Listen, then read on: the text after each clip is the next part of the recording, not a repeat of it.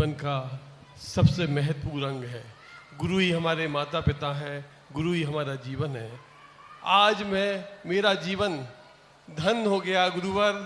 मैं 5 साल से मेहनत कर रहा था गुरुवर कि मेरे गुरु कब आए कब आए कब आए। गुरु आज जैसे आपके चरण शीतलनाथ पे पड़े और मुझे विश्वास हो गया, और धरती के तो मनुष्य ठीक है, देवता भी खुश हो गए और मंद मंद बरसात कर दी गुरुवर। आपके चरण जहाँ पड़ते हैं अतिशयकारी चमत्कार तो होते ही रहते हैं, लेकिन मुझे विश्वास था, मेरे मन में भावना थी कि गुरु के चरण पड़े और अपने आप अभिषेक होने लगे, और वो अभिषेक मेरा विश्वास पूरा हुआ। गुरुवर एक छोटा सा सॉन्ग है गुरुवर, ये भावना है कि आपने शीतलनाथ भगवान जो 23 जनवरी 2022 को यहाँ गुना में आए थे, इसके बाद आने के बाद पूरे धूमधाम से आए। कोरोना काल में महाजी, उस काल में भी कोरोना काल में जो 50 लोगों का प्रतिबंध था, लेकिन फिर भी सैकड़ों में संख्या हो गई थी। और गुरुवर जब आए तो वेदी पे पूरी तैयारी थी, लेकिन वेदी 6 इंची कम पड़ गई, तो बहुत दुख हुआ कि भगवान को नीचे रखना पड़ा और वेदी पे विराजित नहीं कर पाए। फिर दिन आया 5 मार्च 2022 और भगवान को वेदी पे स्थापित किया। गुरुवर आप हमारे प्रति, हमारे परिवार के प्रति, हमारे देश के प्रति कितने सद्भाव रखते हो कि वेदी पे मूर्ति आपने नहीं रखनी थी। कहा कि परिवार का नुकसान हो जाएगा, पहले वेदी सही कराओ, फिर इसके बाद मूर्ति रखी जाएगी। गुरुवर मैंने कहा वेदी में पूरा सोना लग गया, सब लग गया, वेदी तैयार हो गई, और मेरे मन के भाव थे कि अब वेदी का क्या होगा।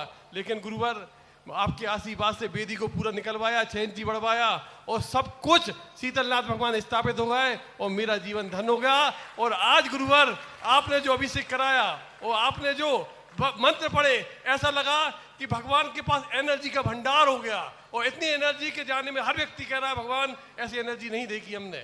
समझ गए। मैं देखो क्या है, मेरा एक नेचर है कि मैं भगवान के प्रति ज़्यादा चिंतित नहीं रहता, क्योंकि उनका ना कभी कुछ बिगड़ना है और ना हम उनका कुछ बना सकते। लेकिन मुझे हमेशा चिंता भक्तों की रहती है कि कहीं हमारे भगवान का निमित्त ये मंदिर भक्तों के लिए नुकसानदायी न हो जाए। इसलिए मैं किसी भी प्रकार की कमी नहीं रखता। मूर्ति हो, थोड़ी भी सी कमी आते ही मैं तुरंत मूर्ति रिजेक्ट करता हूँ। 10 बार भी बनना पड़े तो मूर्ति जब तक निर्दोष नहीं बनेगी मैं कंप्रोमाइज़ नहीं करूँगा। मंदिर में भी यही है, मेरे आशीर्वाद से जो भी मंदिर बनते हैं, आज देख लेना जहाँ जहाँ मंदिर बने हैं, ये मंदिर बनाने वाले और वे मंदिर आज अतिशयकारी हैं, आकाश में। आप क्षेत्र देख लीजिए, मैंने जितने क्षेत्र हाथ में लिए और जिन कमेटियों ने मेरी बात मानी है, जिन्होंने मानी है, उनके लिए आप देख लीजिए आज भी क्षेत्र जमीन की तरफ जा रहे थे, वे आकाश की ऊंचाइयां छू रहे।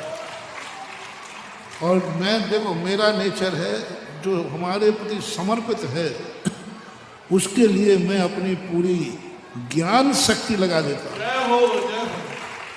क्योंकि मेरा जो ज्ञान है उन लोगों के लिए है जो समर्पित हैं, जो मेरे पर विश्वास रखते हैं और जिनका बिल्कुल पूर्ण समर्पित होता है, फिर उनकी जिम्मेवारी मेरी होती है।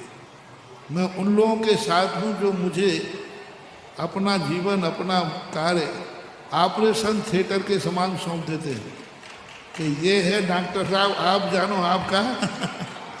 बस फिर मैं अपनी पूरी साधना लगाता हूँ, और आज तक तो कहीं फेल हुआ नहीं, और मुझे नहीं दिखता है।